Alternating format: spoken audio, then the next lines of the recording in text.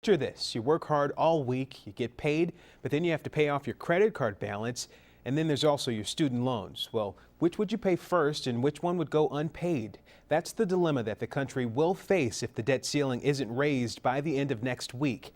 Brian Johnson tells us how those changes in Congress could affect you financially if this crisis is not solved. The holdup in Washington will have a major impact in Michigan if the debt ceiling isn't raised come next Thursday. The government has already spent the money. By not increasing its borrowing limit, it will then have to juggle which bills it will pay and when. Right now, with the government shutdown, staff is considered essential to functions or not essential.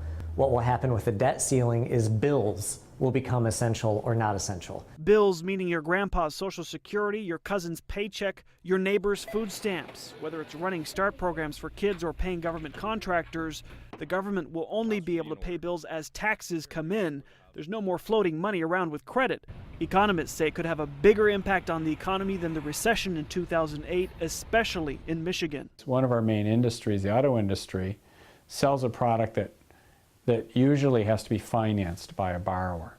Loan interest rates could go through the roof if the country's bills aren't paid. That would have a snowball effect. Workers could be let go temporarily, not to mention the effects on the stock market. Since the U.S. has never defaulted before, we don't know for sure, but it has definitely the potential to be a financial catastrophe of the first magnitude. Congress needs to do what's in the best interest of the American people, and what's in the best interest of the American people is ending the shutdown and taking care of the debt ceiling, and then setting forth a course to start to address spending and government growth and everything else. In Lansing, Brian Johnson, Fox 47 News.